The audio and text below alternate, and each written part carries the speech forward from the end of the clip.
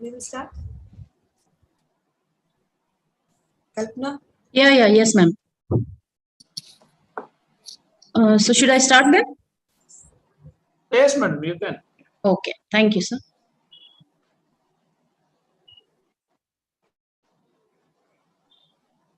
Resource person for the day, Dr. Ramesh, Principal Dr. Sridhara Shetty, Vice Principal Dr. Liji Santosh, and Professor Sandesha Shetty, colleagues and dear participants. Good morning and welcome to the second day of the 10th virtual workshop on research methodology in social sciences, organized by the Internal Quality Assurance Cell of Bansanga's S.M. Shetty College of Science, Commerce and Management Studies, in association with Indian Council of Social Science Research. On the first day of the workshop, Dr. P.K. Sudarshan, Dean Research, Goa Business School, introduced us to the basics of research. He also talked about the various aspects of review of literature and the importance and ways to identify research gap. Our keynote speaker yesterday, Honorable Vice Chancellor, Mangalore University, Dr. Subramanya, mentioned that systematic approach to research and the importance of research design and methodology.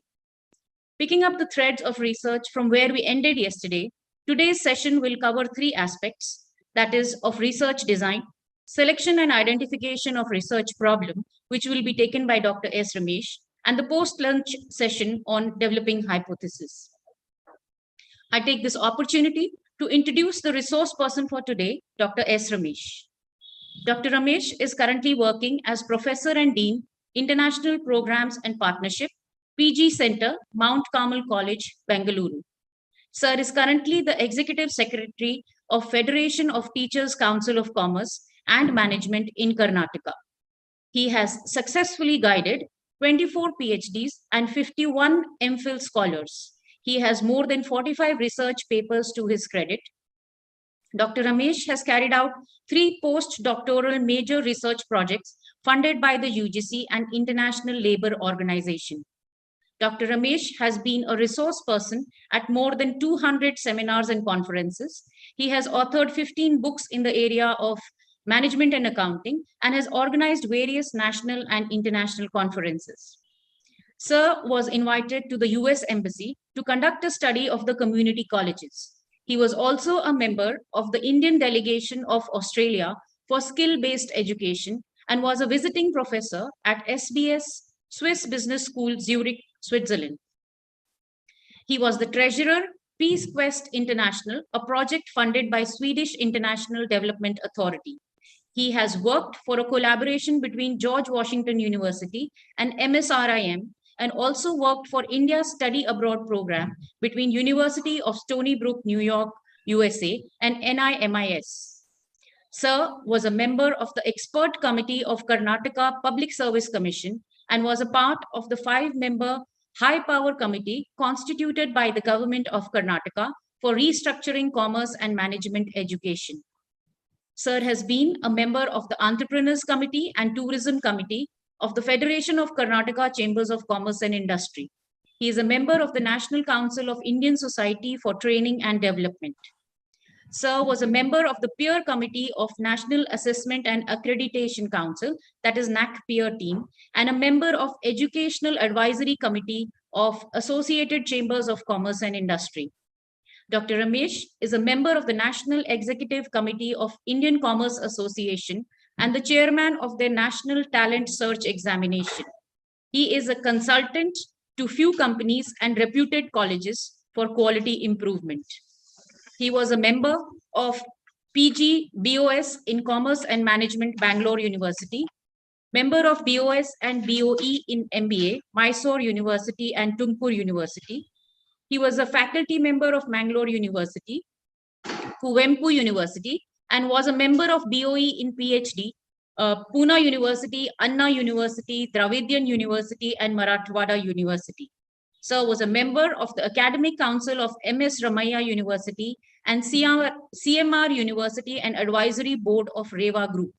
He is a member of the Skill Development Committee in Commerce of Mangalore University. We are truly honored to have you with us today, sir, and to be able to get an opportunity to learn from you. I take this opportunity to invite you to take over the session.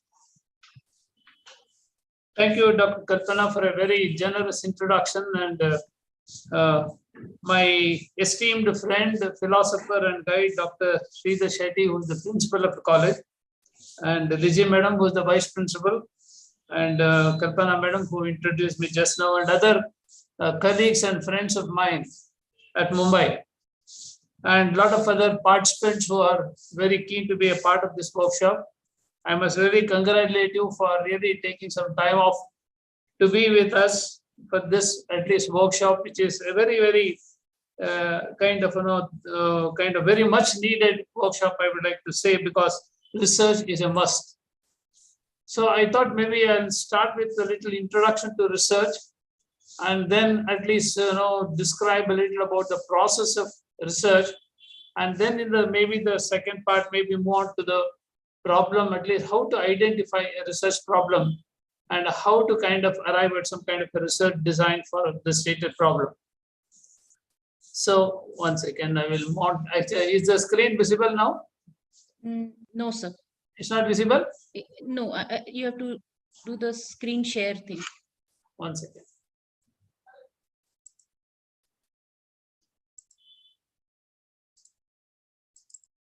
It's Yes. visible now? Yeah. Yes, sir. Yes, sir.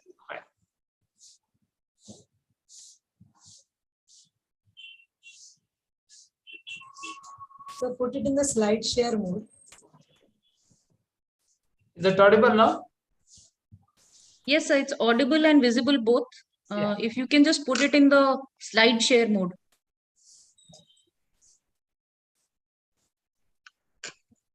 Live share mode, is it? Yes, sir. There above the cursor, next to animations on the top screen, if you can see. No, I don't see that. Slide show. I don't see that option. So there is that on the top menu button, there is home. Can you spot the home button? 1 second.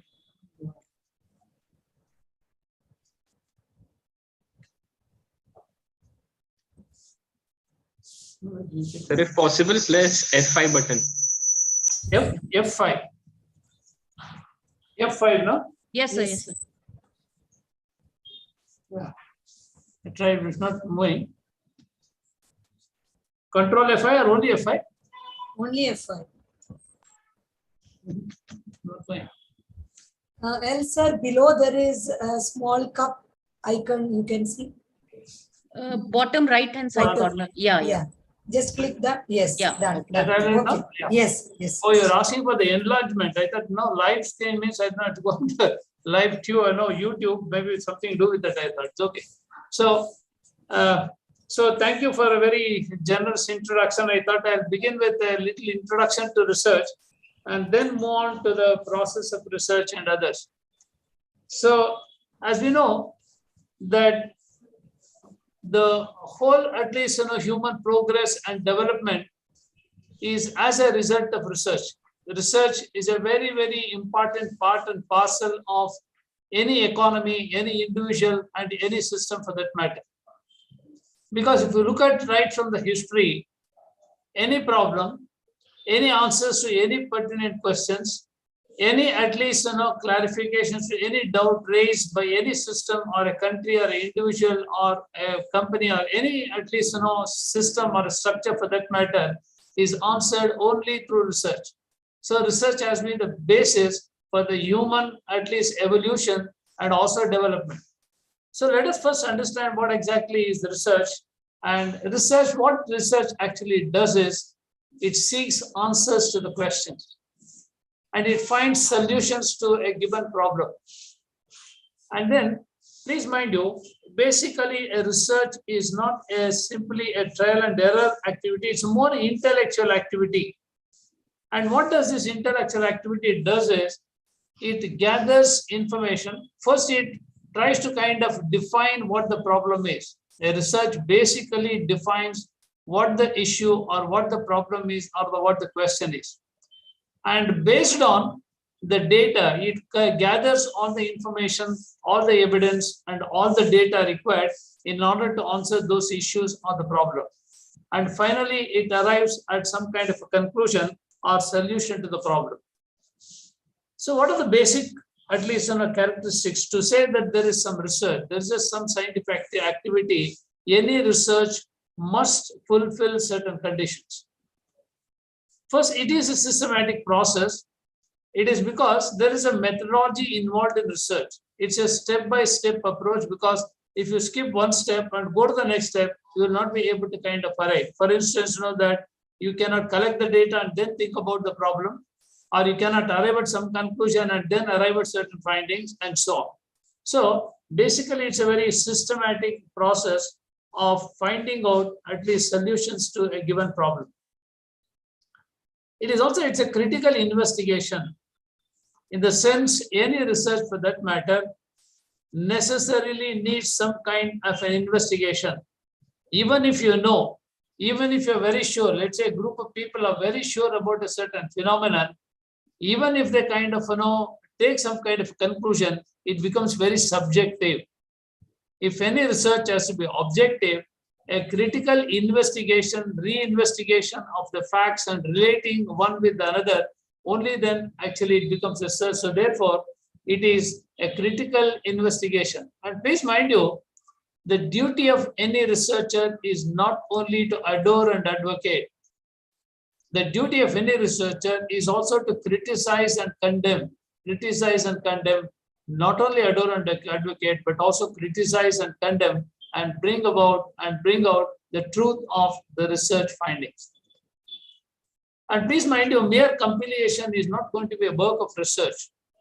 In the sense, if you merely pick up so much of at least literature from the books and reproduce it, that means these days what's happening is copy paste, of course, is the research technology everywhere. As somebody said, if you at least copy from several at least articles and books, it becomes research.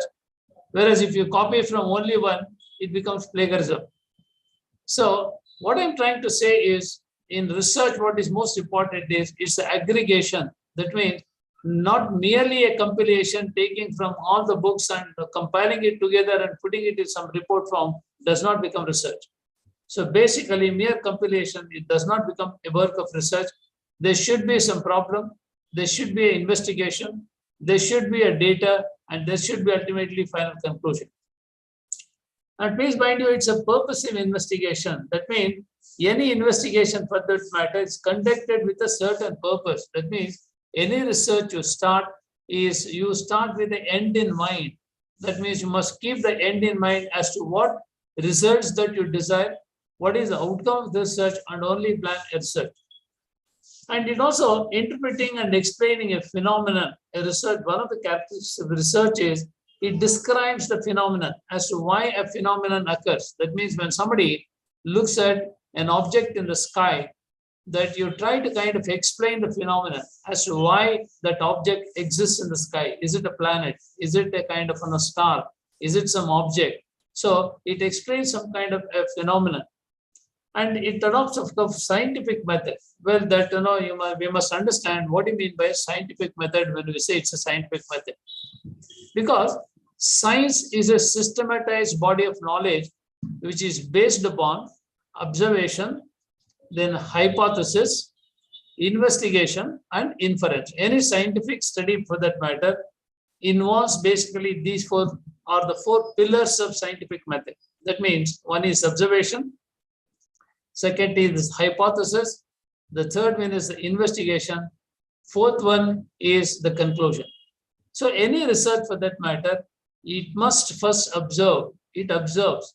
Like say, let us say you want to study maybe the behavior of the students, maybe that in an afternoon class as compared to a morning class. What first you do is you try to observe them. You try to observe them. How do they behave in the morning? How do they behave in the afternoon? How do they behave? It's a kind of early morning class or evening class and so on. First you observe. Then you try to kind of do some kind of hypothesis. Hypothesis is a statement, the validity of which needs to be tested. It's a tentative statement, the validity of which needs to be tested. So you try to form some kind of an hypothesis as to why they take so much of interest in the morning, and why do they kind of do not take so much of interest in the afternoon class? Is it because they go off to sleep? Or is it because they get tired? Or is it because actually that they're very eager to go and play? So there could be any kind of guesswork that you do is a hypothesis. The validity of need, which needs to be tested, because a hypothesis gives you some kind of a direction for research. And please mind you, it is objective and very logical.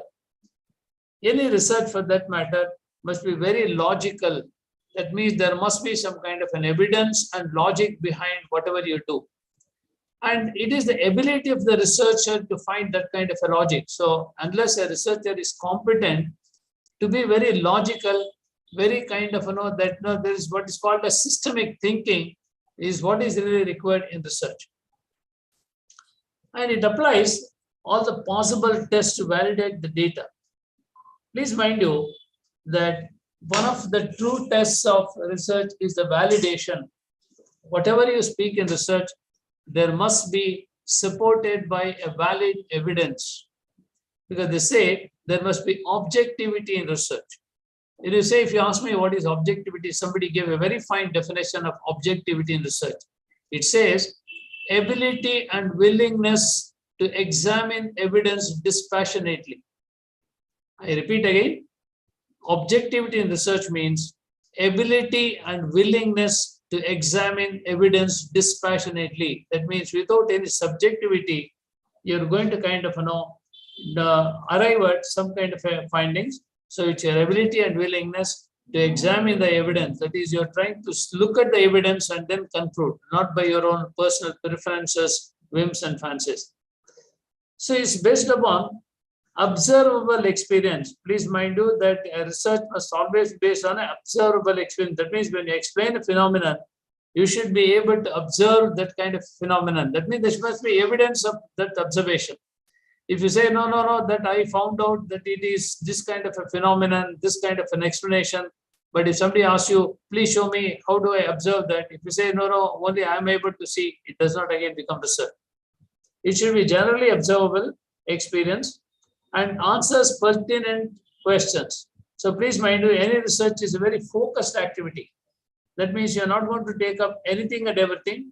You take small little. As the research by definition, it says, knowing more and more about very less and less is research. Knowing more and more about very less and less is research. That means you should take a very minute aspect in any kind of a body of knowledge, work on that and master that, and you should be able to kind of say with authority, this is what the findings of the research is. You take a very big project and simply go on the surface, it does not become research. That's what it meant. And it provides solutions to the problem. And please mind you, it's a very exhaustive investigation. Well, having known the characteristics of research, we then move on to what is the purpose of research. Please mind you, the very purpose of any research for that matter is to familiarity with the phenomenon. That means if a phenomenon is occurring in your day-to-day life or in a country's day-to-day life, it is repeating. And so you want to become very familiar as to why such a phenomenon occurs. For instance, that we are caught with COVID. Maybe that, the epidemic you saw that, it was really kind of, created such a kind of havoc. But we were really surprised. Nobody had any kind of a research on this virus, nor did we have any kind of a vaccine for this. And we had to get familiar with this phenomenon. So many researches were conducted. So many medicines really came out. So many, at least, maybe scientific, at least, investigations were conducted. And now we are very, very familiar with this kind of virus to a certain extent, if not fully. So familiarity with the phenomenon is what really is research, is the purpose of research. And it should show new insights into the issue. The purpose of research is not only to explain what it is, it also should explain that what are the new facets. For instance, taking the COVID itself as the issue. There are new, at least, versions of this COVID at least is coming up. So your investigation should also not only explain what is COVID, but also kind of other types of viruses. Why such mutations happen? All this must be very clearly explained by your research, and only then that the future possibilities are also identified in research. And it must describe accurately as much as possible, because if you say that only there's a 20% possibility, 60% possibility, it does not really become research. It must be accurately weigh what is really required. Like say, if you want to do some research on maybe the status of poverty among Indian rural people, you must be able to get exact, at least a picture of why the poverty exists, what is the level of poverty and all this, and not merely get some kind of an idea at a very superficial level. And determine the frequency. It also must say how frequently this phenomenon is occurring, how frequently a particular phenomenon is occurring. That must also be kind of stated. Not only say it is occurring, but it should also say how often it occurs. And it's a problem. The whole purpose is to solve the problem and also pinpoint what are the other related issues.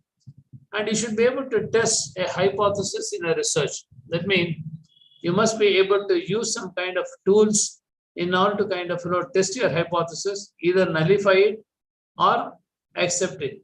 And it finds current trends. The purpose of research also to explain what are the possible trends coming up, at least in the near future, so that you can make some kind of decision. That means you should be able to extrapolate and interpolate the facts that are going to kind of come through, at least in the future, so that you can, using your foresight, you can have some kind of strategy to accept or say offset such uncertainties. And it also finds change in the pattern.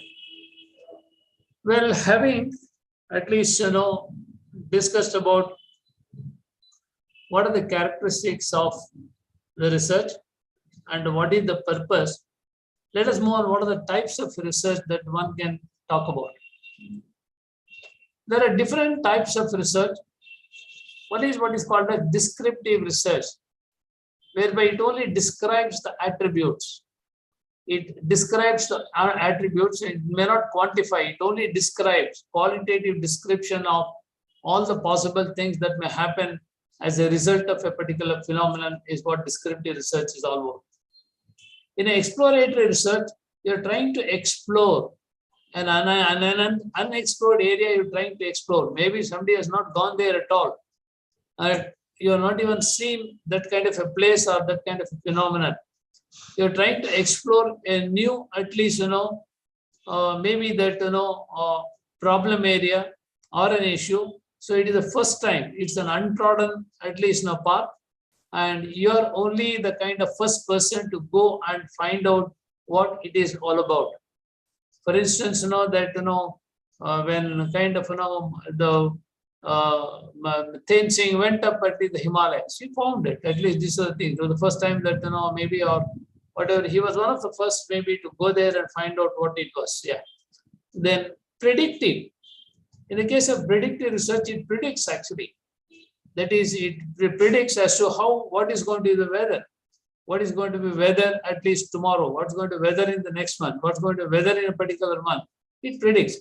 Or it's going to predict what's going to be the sales in the month of January, sales in the month of February. Or it also predicts what's going to be the GDP of the country in the near to come. Or it predicts what's going to be the outcome of practicing a particular kind of a culture over a period of time. So predictive research is, it predicts what's going to be the possibilities in the future to come. Then, for instance, the allied again, applied research. The next method is the applied research. Here, what is important is how do we kind of apply certain kind of theories that are already, or models that have already been developed, and apply it to a certain situation and see what's going to be the outcome of such research. So applied research is a theoretical or modular concepts are applied in order to derive certain results. In a comparative research, you're comparing two periods of time. Maybe that you're making comparison between pre-Mughal and post-Mughal era, or pre-COVID era, post-COVID era. You're drawing certain kind of comparisons with certain thing in mind, maybe either regarding a development or regarding education, or what was the knowledge level of these students before COVID or post-COVID. Comparative studies that you can conduct becomes comparative research.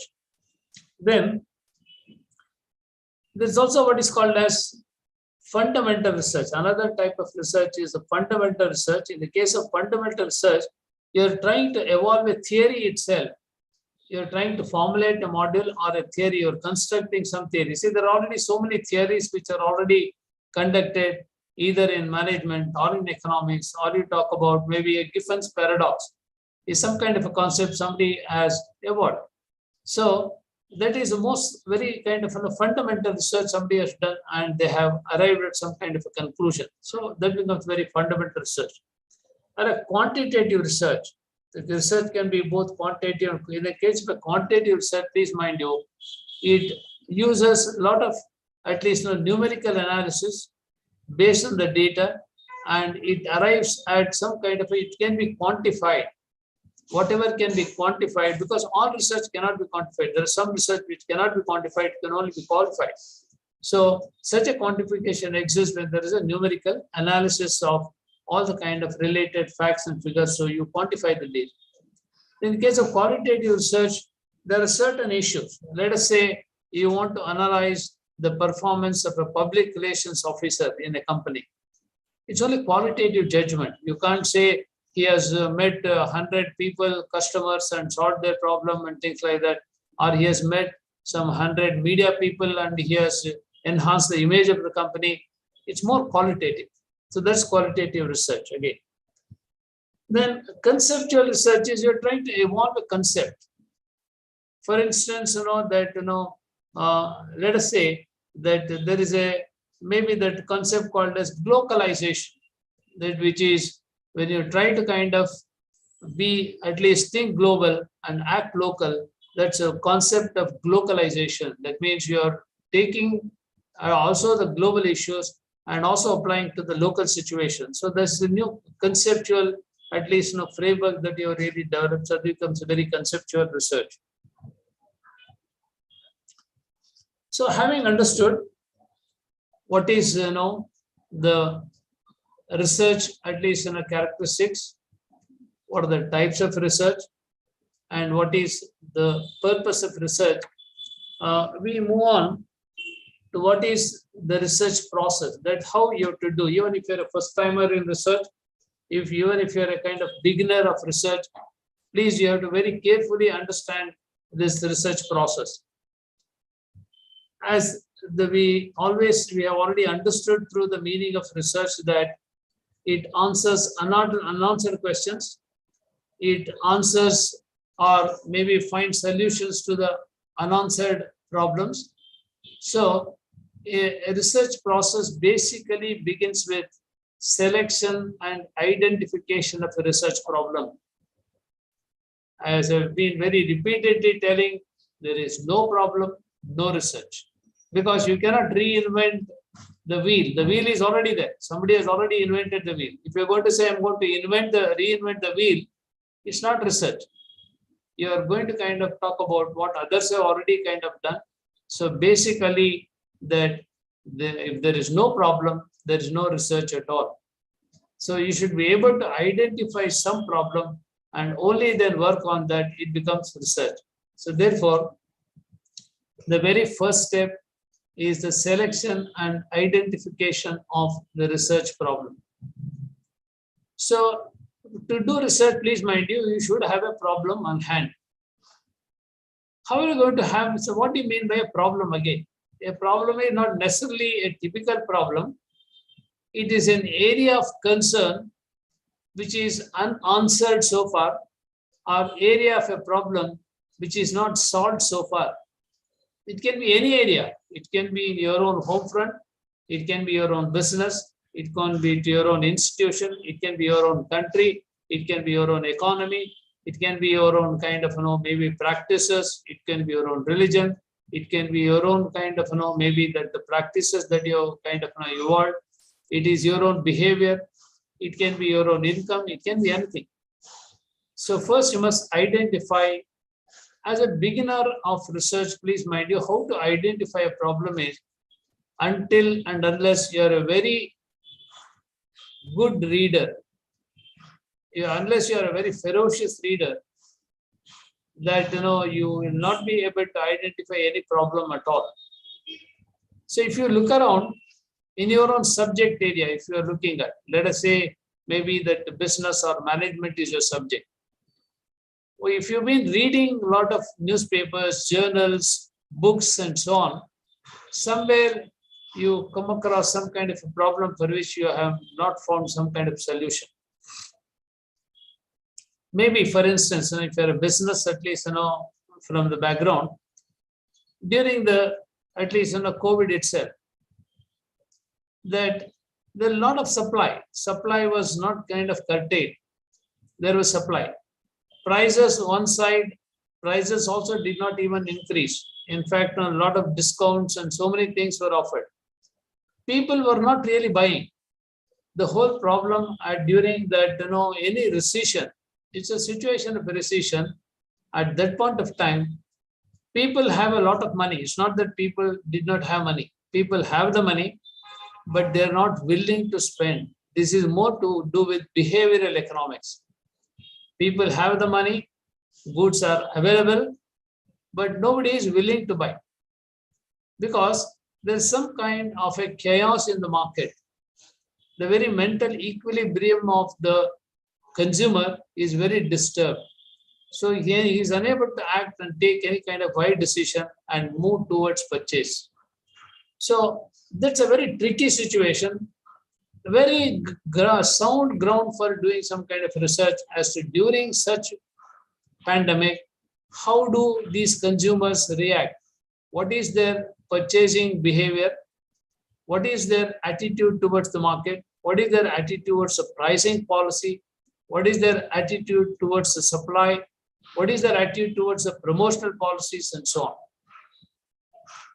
Or for instance, that now you're an economist, that there are so many areas of economics that maybe it can be developmental economics, you're talking about poverty economics or international economics, whatever, you can kind of maybe that. And in that itself, you can at least arrive at some kind of problem.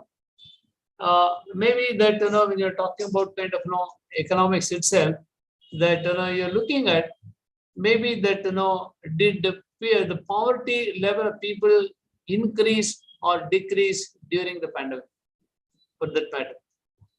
Or maybe that you're a psychologist, you're trying to make a comparison between intelligence level and behavior of students during the pre-pandemic and post-pandemic.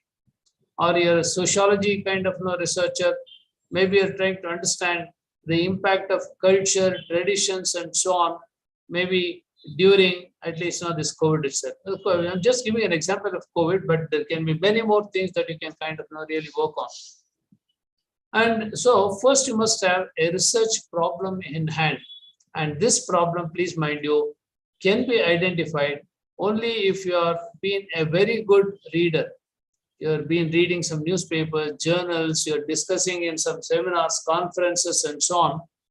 And please mind you, identify a problem which is very dearer in a subject that is very dearer to you. It becomes very easy for you to conduct research.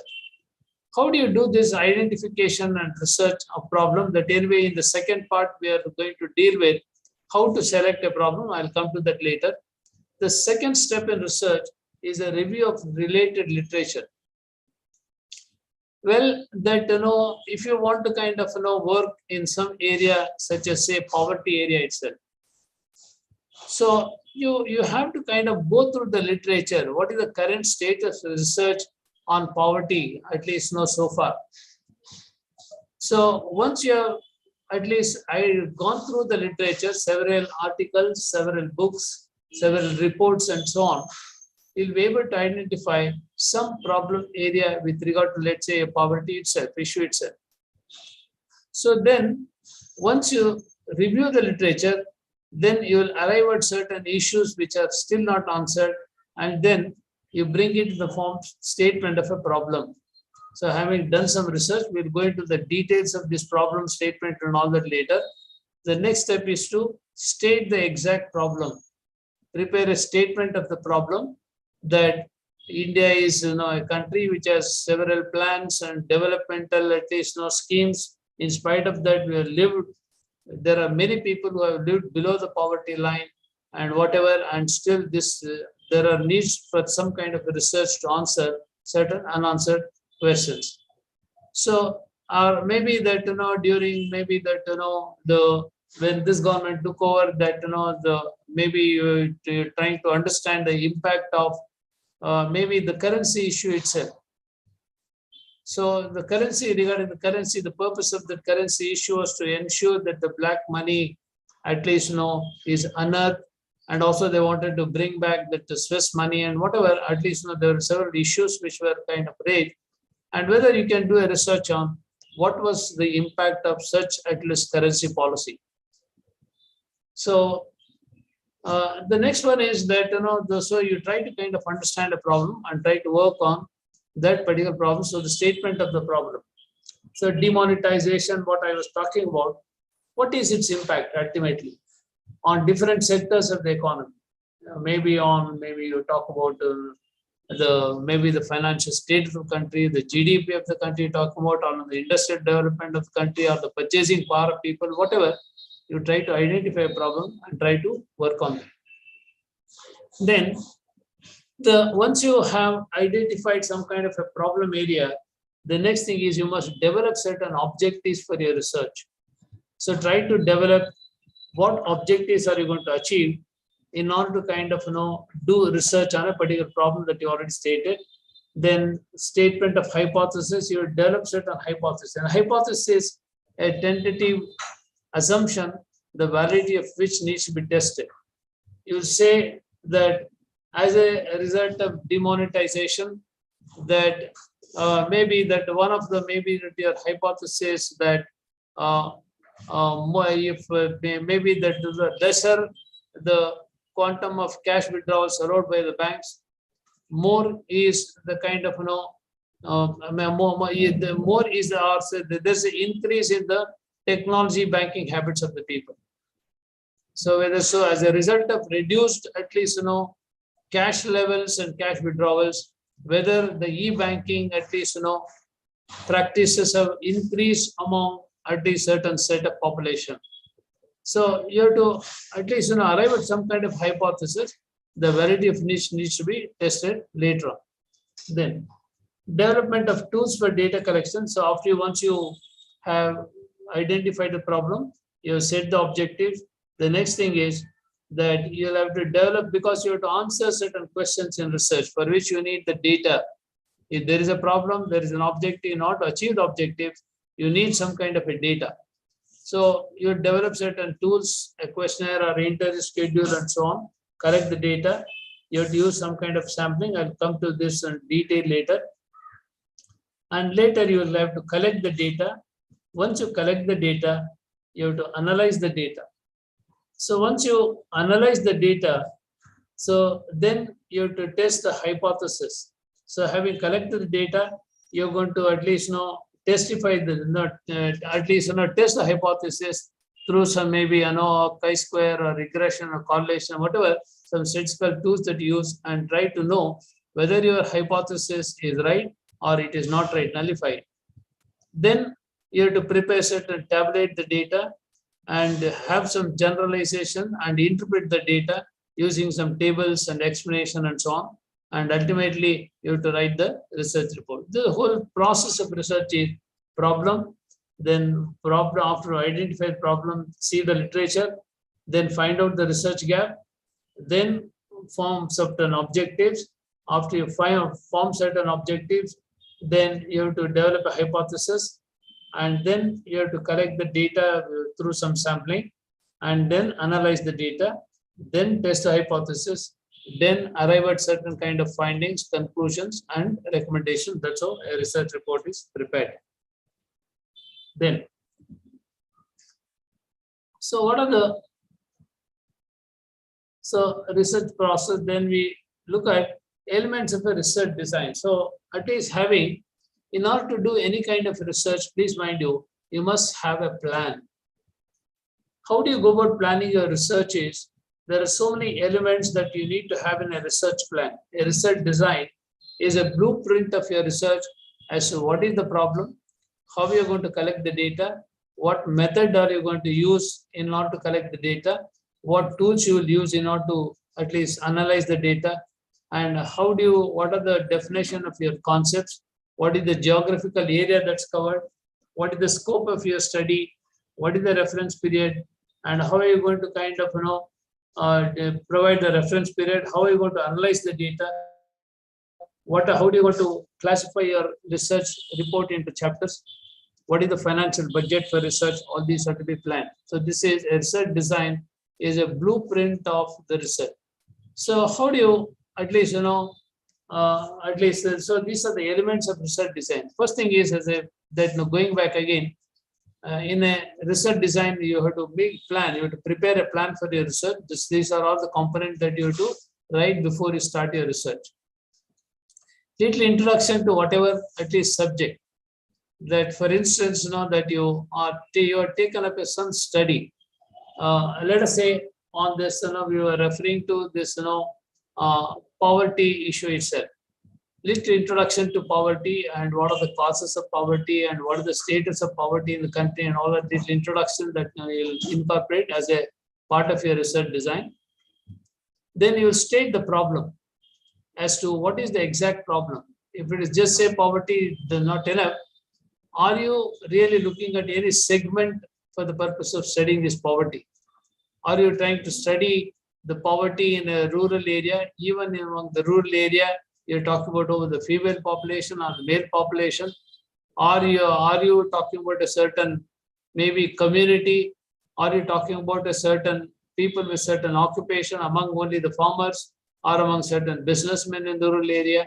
You have to kind of look at what should be the kind of problem in question. So you have to state the problem very clearly. I'll give you the examples of statement problem as we proceed again. And of course, you have to review the literature. Then you define the scope of the study. When you talk about the scope of study, you should define what is the geographical scope of the study and also the function scope of study. Under the scope of study, you should say whether your study is limited to only the Bangalore rural district, a study of poverty in the Bangalore rural district, or you're going to kind of study that is in different, at least rural areas of Karnataka, or are you going to study in all the rural areas of South India or the whole of India, or you're looking at the global poverty of different countries, making comparisons, whatever. So you must state the geographical limit of your study and also the functional limit. That means whether you're going to cover only the rural poverty or the urban poverty, and again that in the poverty itself, the different at least functional areas that you're going to cover must be clearly stated, both the functional at least issues and also geographical. Here you have to identify where, for the purpose of scope, you have to identify the variables related to poverty. See, there are different variables that are related to poverty. Maybe that the occupation and the gender matters, the kind of religion matters, the kind of location really matters, number of children in the family matters. All these are variables of the study. So in the scope, you must state what are the variables that you're going to cover. Are you going to cover the income level of individuals, their family status, their employment status, or whatever you're going to cover must be stated in the scope study. Both geographical limit of the study and the functional variables of study both must be stated in the scope of the study. Then having stated the scope, then the objectives must be very, very clear. You must state what are the objectives of your study. What are the objectives of your study must be very clearly stated. For any study, objectives are the end points that you would like to kind of achieve, and what will be the desired goal of your study must be very clearly stated. For instance, in a poverty study itself, the objectives could be, first thing is to study the kind of economic status of these rural individuals in Bangalore rural area, rural Bangalore for that matter. To study the occupation of different, at least rural people in this particular area. Maybe third objective is to study comparative study of, make a comparison between poverty among agriculturists and businessmen. So like this, you can at least have at least some 4 or 5 objectives. Limit your objectives as much as possible and study that. Okay. Then the next thing is you should also develop the hypothesis. So next thing, the hypothesis is a statement, the validity of which needs to be tested. So you should have a hypothesis that I already explained to you that. Then this is also important, research questions. You must also kind of at least have certain, apart from objectives, you must have research questions. Maybe that in a research questions in a poverty study that we are talking about. So to understand the income level of what is the income level of the individuals, that's one of the kind of research questions you try to answer. And the second maybe question is to understand whether that whether the kind of occupation really matters when it comes to poverty, but whether that a certain section of society has more poverty than others. So this is also certain research. Any research question must be looking at the object based on the objectives. I'll give you some examples of research questions later. Then once you also have some research questions, some 10 research questions based on your objective, you must have operational definition of the concept. That means you would have used a lot of technical terms in the study. Whatever technical terms that you use in the study must be defined very clearly. You should explain what is poverty. You should explain what is a GDP, what's an income. You should also what do you mean by lower income, higher income. You must also kind of define what you mean by rural, at least Bangalore. What should be the kind of place population or whatever, based on some criteria you must kind of define. So all the technical terms that are used in your kind of research must be, you give small definitions, operationalize it. That is, what does it mean in your study must be very clearly. When you say a poor man, you must very clearly state who is a poor man in your study. So operational definition is all the technical terms you want to define. Then you also have to define the geographical area for the study to be covered. So that's already defined in the scope itself. And the reference period. That means whether your study is for a period of 5 years between this and this. So that there is maybe that reference in point. This study is to understand the poverty level of individuals between this period and this period, maybe between 2015 and 2020, whatever. That how the poverty at least issues are addressed in the study needs to be kind of stated very, very clearly. Then the next one is the next thing that you need to understand is the methodology of the study. The methodology. So what is the methodology that you're going to use must be stated. See, there are different methods of research. I already explained to you, whether yours is an exploratory study or a descriptive study or an analytical study. So the method that you use must be very clearly stated. And the methodology, you must say that what kind of tools that you're going to use, whether you're going to use a questionnaire or whether you're going to use an interview schedule or you're going to use an observation schedule, that must be very clearly stated. And the sampling method that you're going to use must be stated. And how are you going to collect the data? So sampling and tools and reference period.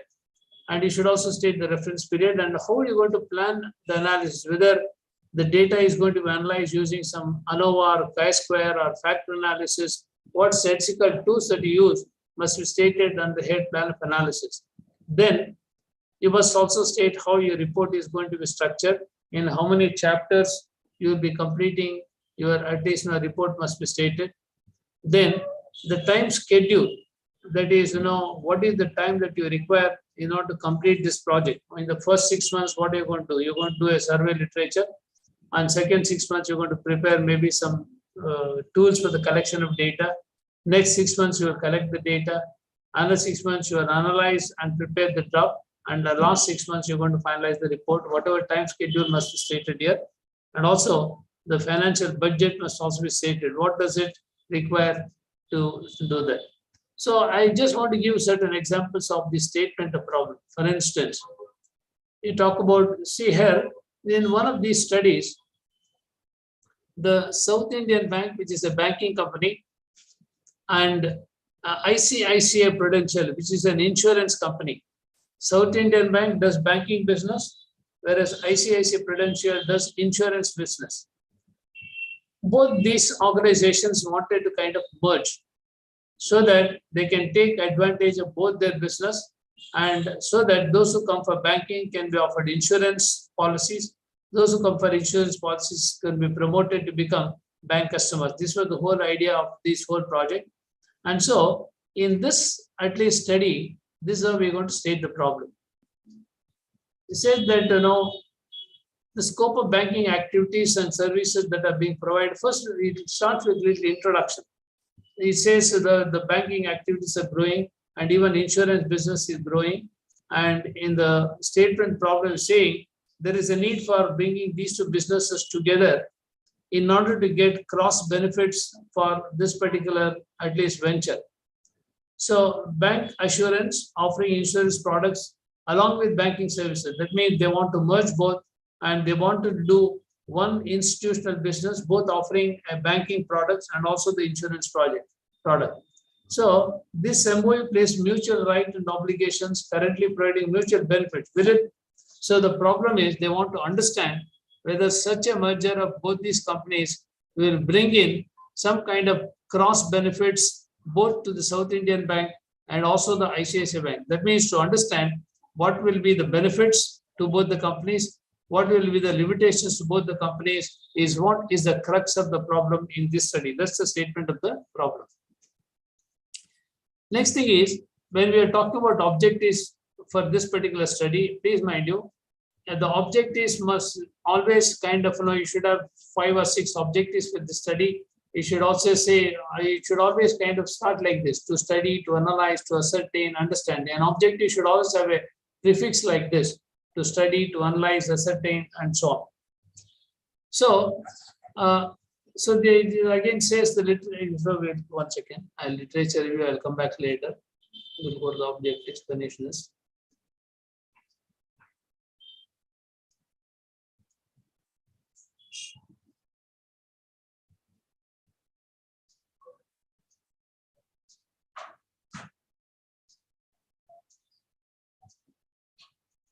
Yeah. So this is, please mind you, any objective, if you want to kind of phrase for this particular, maybe that study you want to at least, have the objectives, please mind you, while framing the objectives, you should keep in mind these things. Any objective that your frame must be specific. It should be very specific, it should not be very vague. And it should be measurable, whereby the outcome must be, you should be able to measure the outcome. And it must be very acceptable in the sense it must be make some meaning to all the kind of stakeholders and so on.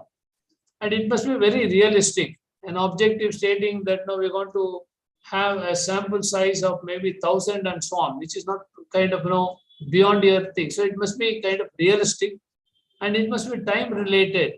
So that means you must say that you're going to achieve this objective in a certain period of time, and it must be very inspiring. And this objective must identify the main variables of the study.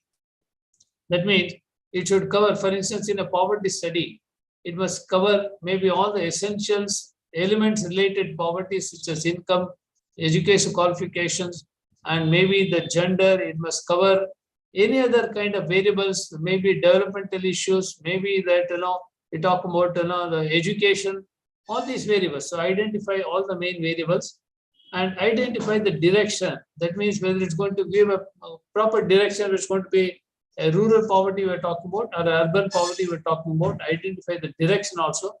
And please mind you, these objectives must be very ethical. It should not be unethical.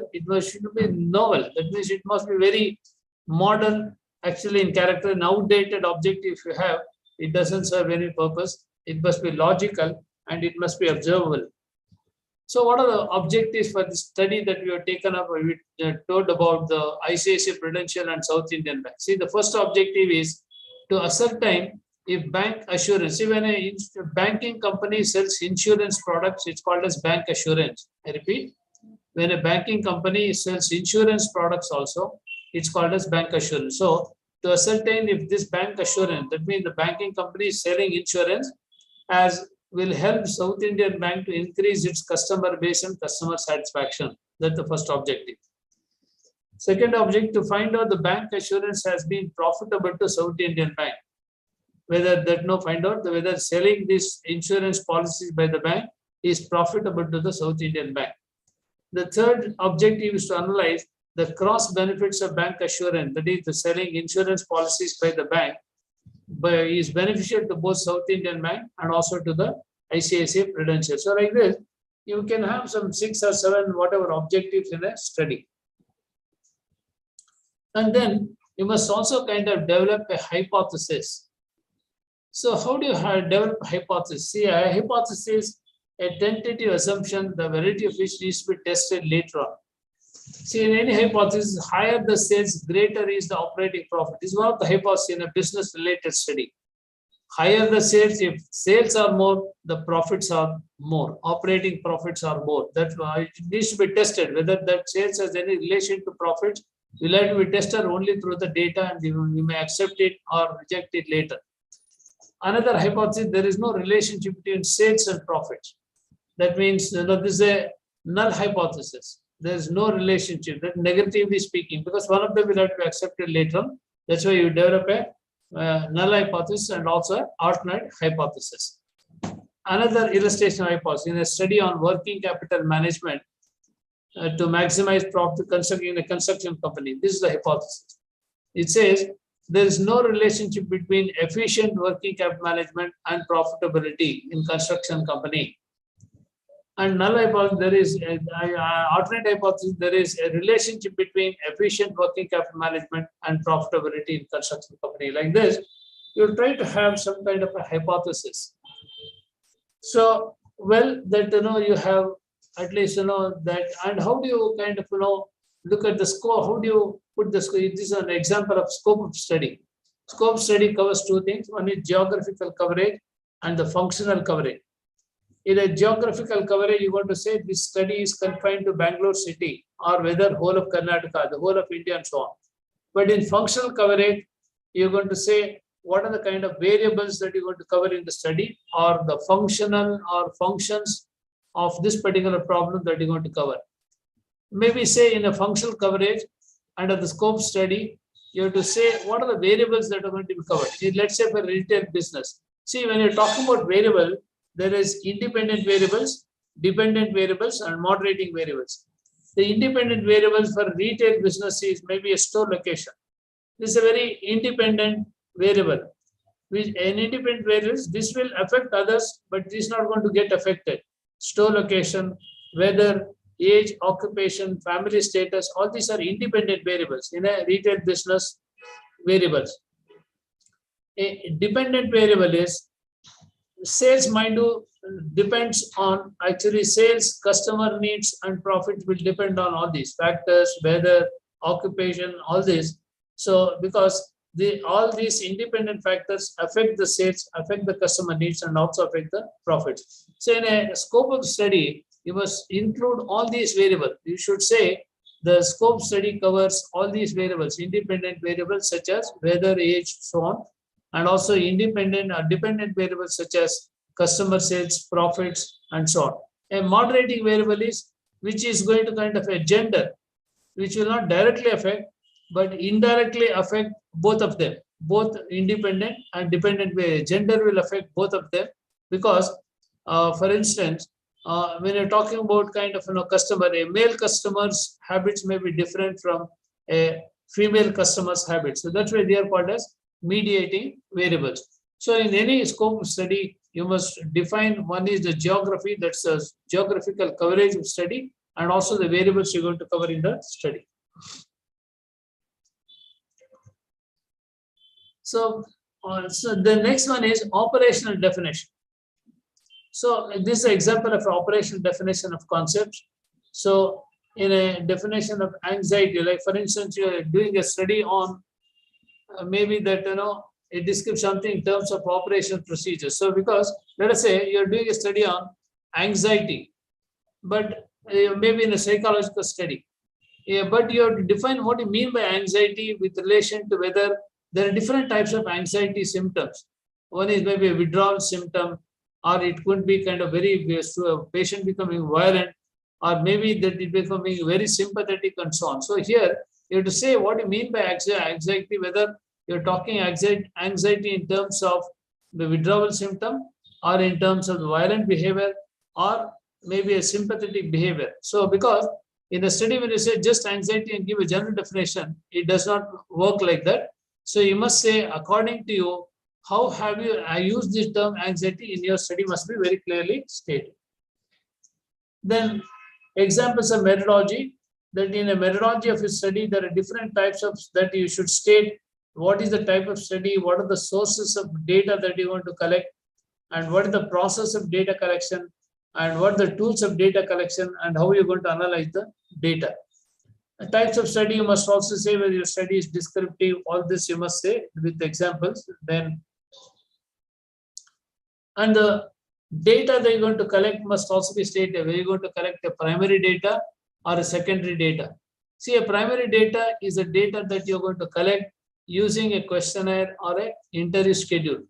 So you will collect that personally, collected by the researcher personally from the respondents or the sample units for the purpose of study. Primary data is when you are collecting the data right from the respondent, and then it becomes a primary data.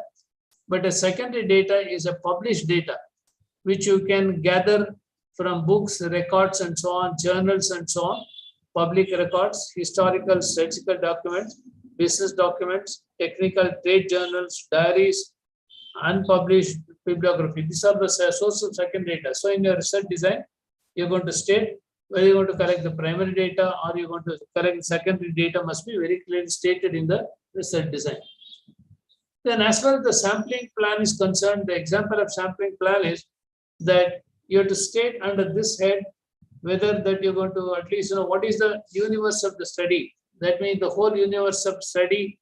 Maybe the whole universe is your Bangalore is the whole universe, or the whole of Karnataka is your universe. And then, so then based on that, what are the kind of time constraints, resource constraints and all that, and how you're going to indicate you or not. So please mind you, a sample must be a representative of the universe. So here, you're going to define what is your sampling units, whether your customers or your sampling, who are you going to collect the data from, whether from maybe that, customers, whether you're going to collect the data from maybe the employees, whether you're going to collect the data from officials of the maybe government. What is the sampling unit? A sampling unit is the people from whom you want to collect the data. You must also state the sample size. What is going to be sample size? Where you want to at least, let us say about 1,000 people are in your universe. Are you going to select some 100 people, which is some maybe 10%. So sample size, you must say whether it's a 10% of the universe you want to select for the purpose of sample. And what is the sampling technique? Whether you're going to use random sampling, or whether you're going to use stratified random, or cluster sampling, or you're going to use the snowball sampling, and whatever that needs to be stated. So your respondents could be companies, managers, or HR managers, officers, whatever. And please mind you, there is always kind of, for any beginning researchers, this is a very confusing question. What should be the ideal sample size? Please mind you, although there are so many other tests which are kind of applied, common sense tells you that, there should be a percentage of universe of population in a study. So it should be generally 5 times the number of questions in a data collection. Generally, if it's a very macro level study, about 1,000 units will be ideal, and maybe that 2,000 units may be a very good sample size for thing. But generally, there's no kind of specification on the number of a sample. It depends on the level of study that you are. For instance, it's a very article you want to publish. You may not have some 1,000 samples and so on. You may take some 100 or 200 samples and then finish with the data. But if your study magnitude is very bigger, then you have to go for a very larger sampling. These are the methods of sampling where you use a random, Random is not merely just interviewing anybody and everybody that you meet. It's also because in a random sample also every unit of population must have equal chance of being selected. So you must use either random or cluster or stratified, or it can be multi-stage sampling. At least maybe first you classify them into different stages, and from each stage you'll pick up certain samples at random. Or it can be judgmental. Sometimes when the population is not very well defined, you use your judgment in order to kind of, there is some pockets where you will be, the sample would be very strong. So you using your judgment, you will try to kind of collect the data from such people. Maybe there are some experts who can give you more realistic picture of a certain phenomenon. You will use your judgment and you will not use any random method there. Or it can be convenience. When the data is very disorganized, not very well organized, then you also use the convenience sampling. In a snowball sampling, what you do is you will try to meet the first one when the data is not very structured. When the respondents are not very structured, you will go to the first one. From that person, you will take the reference and go to second one. And from second one, you take the reference and go to third, fourth, and so on. So that's what is called as snowball sampling. That also you may use. And tools and techniques for collection of data. So how you're going to use the tools and techniques for the collection of data is you either use a questionnaire to collect the data, then you use an interview schedule. The difference between questionnaire and interview schedule is both are a list of questions, but when the respondent fills the instrument, it's called as a questionnaire. When you are collecting, you are asking questions and filling the information, becomes an interview schedule. Or you can also resort to telephonic interviews, or you may use some Google Forms by using UMAE methods or some other forms, or maybe that you will collect the data through observation. This happens in the case of psychological studies. You observe certain phenomena and collect the data. And also focus groups, that you'll conduct some focus group interviews with certain experts, and you will call them for a group discussion and then try to get the data from them. And the next step in the research design is that you have to define your plan of analysis. You want to here say how will you compile the data, how will you classify the data, how will you tabulate the data. Then also you have to interpret and infer certain suggestions. Then you look at the analysis of the data. So having at least, you should also here you have to state how you're going to analyze the data, and you should use at least, while analyzing the data, you must at least tabulate the data. And if there are 20, say that there are 50 questions in a questionnaire, these questions must be tabulated. You must prepare certain tables.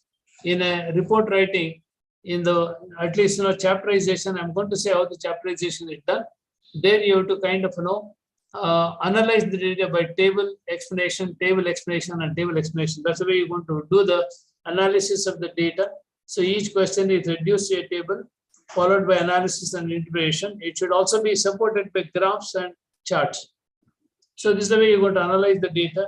This is one of the studies conducted for some different consumer response to maybe different types of chocolates, that these are the parameters, these are the kind of data, and maybe you'll have some graph like this. You're going to analyze the data by explaining what that maybe 68% respondents consider distribution the main thing, and other 80%. So this is the way you want to explain. You'll also draw some inference. It can be safely assumed that distribution and supply are given due emphasis. That's a thing. And again, you'll also have to give the summary of findings, conclusions, and recommendation.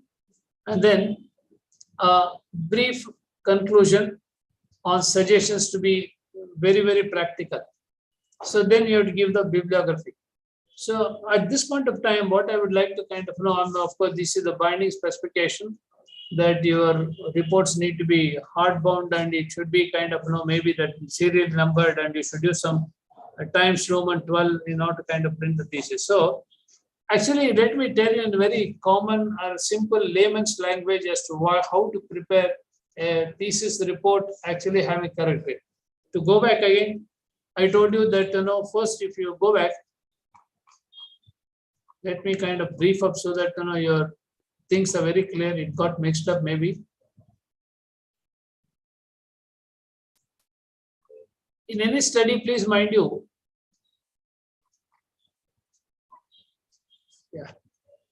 see in any study that any thesis writing for a PhD or MPhil or anything for that matter, generally a research report is divided into certain chapters. Generally, it is presented in 5 chapters. In the first chapter, what probably you will do is, in the first chapter, you will give the introduction. In the first chapter, please mind you, you will give the introduction to the study. So you will give the first chapter, please mind you, is devoted to introduction. In the introduction, what you kind of need is that you are developing a theoretical framework for the study. Let us understand that now you're going to make a study on maybe that when we are talking about the poverty issue, maybe a study on poverty itself. First chapter you're going to give is little about the poverty, meaning of poverty, and maybe different, maybe the importance of studying, poverty levels and distribution of poverty levels, poverty level in India, poverty issues across the globe, all this little introduction, maybe for a PhD thesis about, let us say about some 50 pages of little introduction on how different facets of poverty and theoretical framework of poverty must be put in the first chapter. For this, of course, you can refer to a lot of books, journals, and so on. And then maybe about 50 pages of maybe that chapter you're going to have with a little introduction to poverty, other issues. Please mind you, while preparing this chapter, although you're taking from different books and so on, you must cite the reference. What is most important is at the foot of the page, wherever you use somebody's, at least the references, you must cite the reference. And the method of citation, I'm going to probably tell you a little later. Please mind you, in the first chapter, you're going to, at least of the 5 chapters in a thesis, first chapter is devoted to introduction. And please mind you, in the second chapter, you must also give the literature review. You must give the literature review. That means, you must at least, make about some 100 studies you must refer to based on related to your own topic and quote those 100 studies. I will tell you that how to kind of, maybe provide the literature review. 1 second.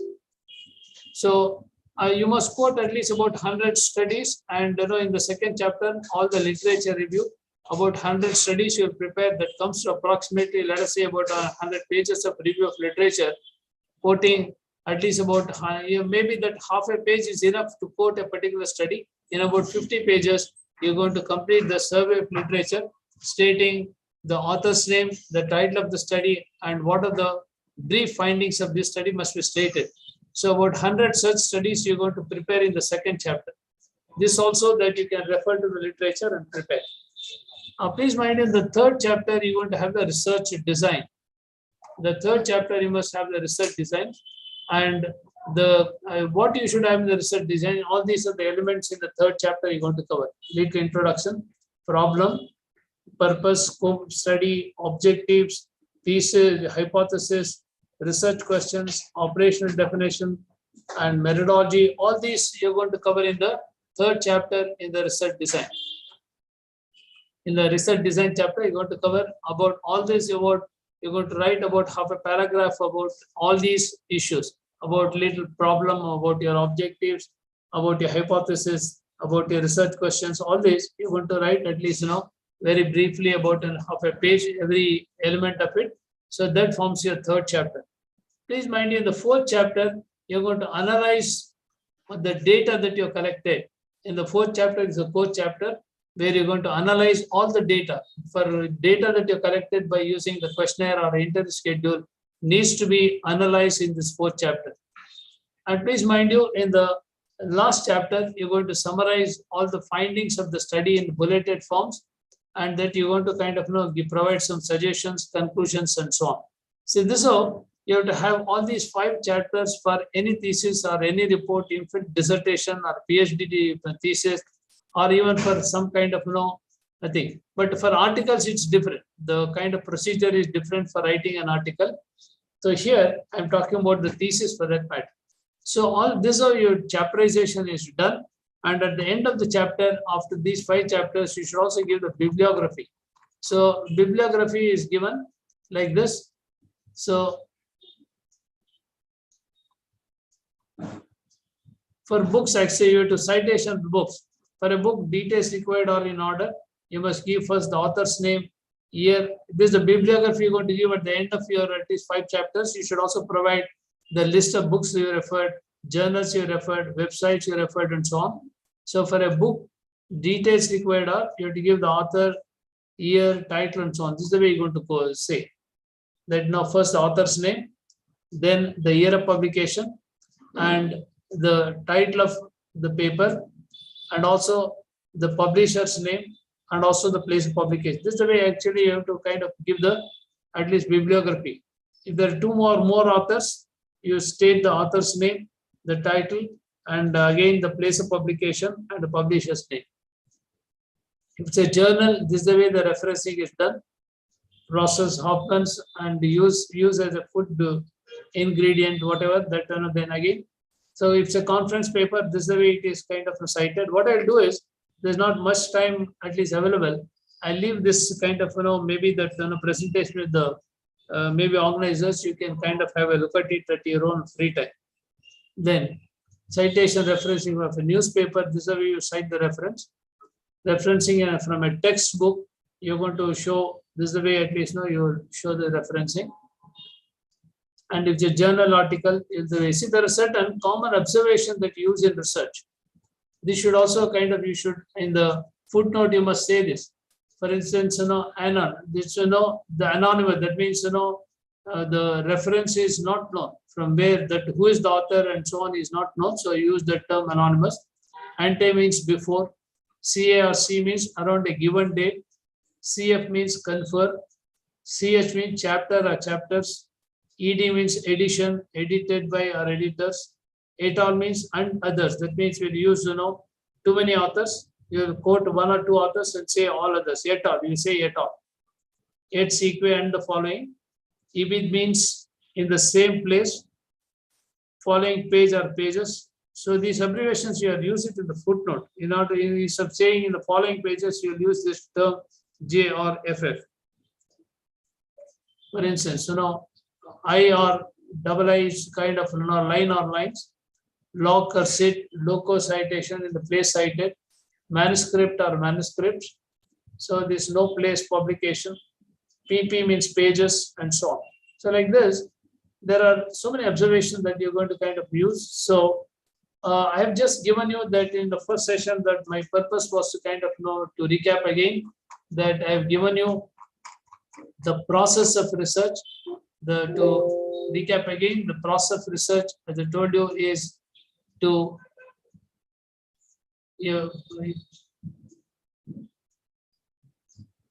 so the process of research is, the first thing is you will try to identify the problem, and selection and identification of the problem. Then you will review the literature. Then you will understand the problem. Then formulate the problem, collect the data using some samples, analyze the data, then test your hypothesis, and also write the report. And writing the report, your report is going to be divided into 5 chapters. The first chapter you will give an introduction. In the second chapter, you will give the literature review. And in the third chapter, you will give the design of the study, which so many other, I told you this is the components of research design, about everything, half a page you're going to write. In the fourth chapter, you will analyze the data, where you would have collected a lot of data you are analyzing. In the last chapter, you're going to provide the summary of findings and conclusions, and later you will give the bibliography. So this is the whole thing about the process of research and how you go about doing. Maybe in the at least the next session, we'll be handling 2 things. One is what is the at least method for selecting a problem, and what at least considerations we should have in selecting a problem, and also how to do the literature review, and what some examples of how literature review is done and how you're going to put that in the report. This is what I'm planning to kind of speak in the next session. If you have any questions in the for the first session, you may please go ahead. In another 5 minutes, we can discuss on some questions, and then in the second, you can take a break for about 15 minutes. I think at 11:45 we're going to have the second session. Yeah. If you have any questions, you're most welcome. Thank you, sir. I think I will take the questions from the chat box. There is only one question right now, which I will read out. Yeah. Fatima ma'am is asking, what are the differences among action words we can use in objectives? What is that? What are the different action Action words words, I'll we actually can to find out? It's good Yeah. you asked me once again.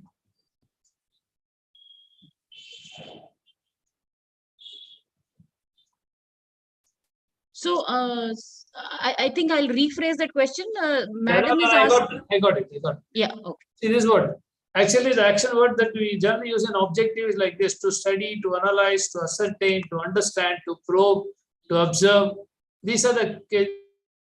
It's only kind of a small list that I put, but we must always use the at least prefix to denote that we are going to. This is the end point with which we are doing the study. We say that to study the factors causing at least poverty, to analyze the different levels of at least poverty among different occupations, to ascertain, to understand, to probe. These are the action at least the words that we use in the case of objectives. Okay, I think there is. If you could tell us, like, if we are to take to analyze and to ascertain, how different does that become? Analyze and ascertain. Yes, just for example, yeah. For instance, when you say analyze, that we are trying to kind of analyze the causes of certain kind of to analyze the causes of poverty for that matter. Let us say that we are trying to analyze by at least with the different kind of variables. One is, see, when you say ascertain is actually it can be that whether yes or no. In analysis, there are different options that could come up. But when you say ascertain, whether it is yes or no. When you have to positively work towards some objective, or maybe that negatively, we generally use this term ascertain, which is a kind of there is no kind of variation there as far as the results are concerned. But in analyze, it can, as a result of analysis, any at least outcome may come up. Fatima ma'am, I hope that is answered. The next question is what to mention in end notes and footnotes. Yeah, in the case of footnotes, generally what we do is that you're talking about citations, or you're talking about the citation, yeah. End notes and footnotes. Yeah, that footnotes we generally use it for citations actually. Okay. That we're going to, if you are taking any text from a particular author or anywhere, in our at least preliminary chapters which is already a published one, we have to at least acknowledge the source by citing the author's name and other particulars in the foot of the page. So does that go in the bibliography as well, or is it only to be covered in one place? The difference between citation and bibliography is, citation is that a particular article is referred, you're quoting the author. In a bibliography, all the books that you have studied without any reference to a particular article or any particular section of a book, generally referred. That you're putting in a bibliography. That's the difference between bibliography and citation. The next question is from Mr. Sahid Anwar. Yeah. Is it necessary to write research questions in Synopsis? It will be good actually. If you write the research questions, so that it gives you a direction as to how to proceed. It will be good to write a research question, definitely. Okay, sir. Next is from Mr. Shashidhar. I think his question you answered. So how to find dependent and independent variable? That I already kind of know. This will be taken in another session in details. Yeah. Okay. No, actually, I'll go back to the dependent variable. It's here only. I'll just show it to him better. It's here.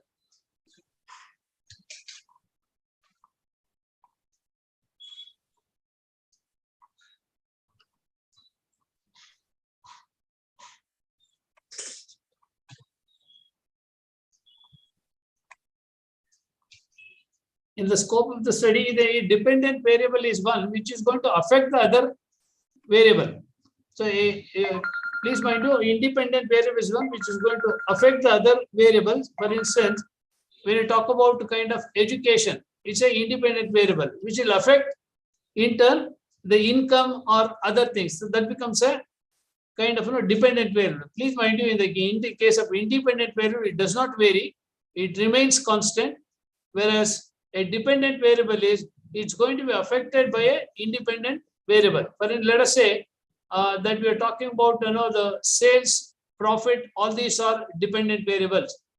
Whereas income, maybe the family size, all these are independent variables. So a family size will affect the sales. If the larger the family, it will buy more, so the sales is going to be more. So the profits are going to be more. So sales and profit are dependent variables, whereas a family size is an independent variable. I think that is very lucidly explained. I hope that answers the question. There is another question on sample size. We have a dedicated session on that, so I will not take it up right now. There is another question on what is the difference between reference, bibliography, and citations. Reference? Bibliography. I just now I explained that actually, that bibliography is a general reading that you have done, which encompasses all the books you have referred, all the websites you have referred, all the journals you have referred. Citation is when you take from a particular article, it becomes citation. Okay. And bibliography references are one and the same. Anyway. Yeah. Okay. The next question is, sir, can objectives and research questions be together? Objectives and research questions, no. What happens? From problem you come to the objectives. From objectives you come to the research questions. It's a split from the objectives actually. An objective is again split into certain research questions. It's only an offshoot of the objective. For instance, let us say the objective is to find out the causes for increase in sales. That's the objective. The questions are whether the sales over a period of time has increased, whether that the promotion. But sorry, 1 second, I put off the fan.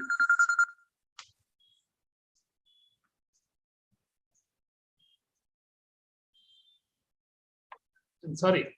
No problem.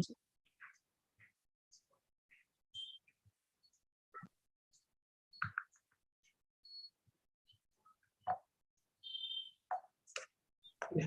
So, I was telling you what I was saying. I'm sorry. Objectives. Yeah. It is actually from the research gap, you're going to get the statement of the problem. Because when you review the literature, you will find some gaps. From research gap, you're going to have the statement of problem. From statement of problem, that now you will arrive at the objectives. The objectives are again split into research questions. Research questions are split into variables. This is how it is. An objective, I told you, let us say, objective is to find out the causes for increase in sales. The research questions are again whether the sales has increased over a period of time. Second thing is whether to understand whether the promotion budget for marketing has gone up or at least remains the same. And the third thing is whether at least the buying habits of the people have changed. So these are all the research questions, whereas increase in sales is to find out the causes for increase in sales is an objective. Thank you, sir. Another question we have is action verb used in the objective pertinent to a specific statistical tool? No, actually that we don't have to. What happens in the plan of analysis, you must kind of state what statistical tools that you're going to kind of use, not in the objective. In the objective, you're going to state what endpoint that you're going to arrive at with reference to a particular issue concerning the problem. Generally, the statistical tool reference is made in the plan of analysis. There you're going to state what statistical tools you're going to use in order to analyze a particular objective. Sir, I think ma'am is trying to ask whether the verb that we use, does it have any relevance on the statistical tool to be applied? No, not necessarily. Not necessarily. When you say trying to ascertain means any tool that you can always use. Absolutely. You're going to say that you know to study the impact. To study the impact, of course, that there are certain various tools are available, not one tool. So not necessarily. Okay. So there are a couple of questions which we have already covered, and some have been. So I think we will be passing the YouTube link, and participants can go through them because the questions are repetitive in nature. And like somebody has asked, how to write research proposal? Sir just took that in great details. Also, what is the research gap was taken yesterday. Yeah. There's again one participant asking about what is to be included in chapter 1 and all. Yeah. So participants, please note, we will be sharing the YouTube link and you can go through the same session again. And maybe after that also, if you have queries, you can mail it back to us and we will come back to you with an answer. Yeah, I think we can take a call for a break right now and meet at 11:45 then. Meanwhile, if participants have questions, you can post it in the chat box and we will take it when we get back after the break. Sure. Okay, then for break Thank you. now. We will come back. Yes. Yeah. Yes. We can, yeah.